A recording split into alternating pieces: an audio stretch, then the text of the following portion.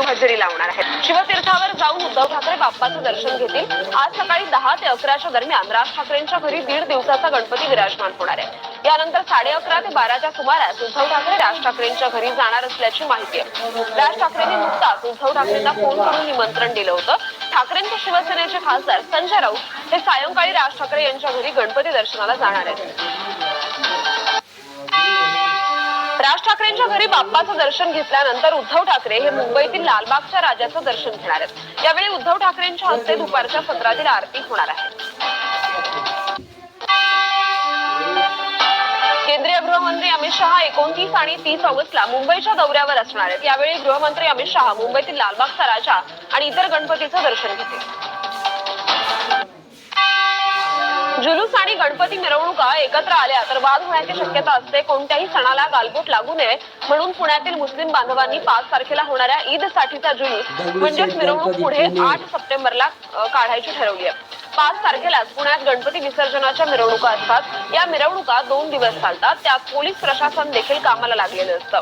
या सगळ्यांवर कोणत्याही प्रकारचा ताण येऊ नये यासाठी हा निर्णय घेण्यात आल्याचं मुस्लिम बांधवांचे प्रतिनिधी अनवर शेख यांनी सांगितले।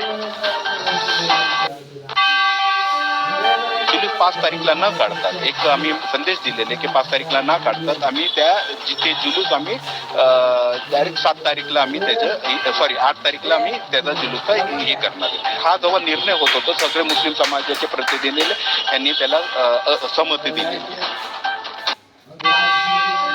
तर पुण्यातील विश्रामबाग, फरासखाना आणि खडकमाळ या 3 पोलीस स्टेशनच्या अंतर्गत येणारी दारूची दुकानं गणेशोत्सवाच्या काळात सुरू ठेवण्यास मुंबई उच्च न्यायालयानं परवानगी दिली आहे। गणेशोत्सवाच्या संपूर्ण कालावधीत या 3 पोलीस स्टेशनच्या हद्दीतील दारूची दुकानं आणि बार बंद ठेवण्याचा पुणे पोलिसांचा निर्णय मुंबई उच्च न्यायालयानं रद्द केलाय।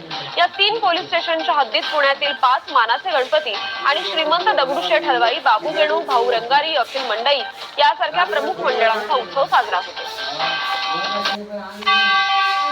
मुंबईत सर्वत्र गणेशोत्सवाची धामधूम सुरू असून दरवर्षीप्रमाणे यंदाही विविध गणेश मंडळांनी सांस्कृतिक कार्यक्रमांचं आयोजन केलंय।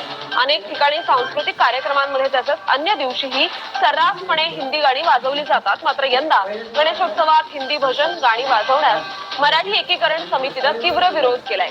गेल्या आठवड्यात गणेशोत्सवात केवळ मराठी गाणी वाजवण्याबाबत बृहन्मुंबई गणेशोत्सव समन्वय समितीनंही मंडळांना आवाहन केलं होतं।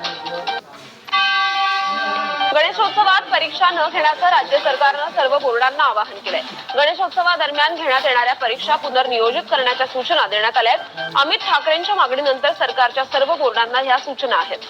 शासन निर्णय काढत राज्य सरकार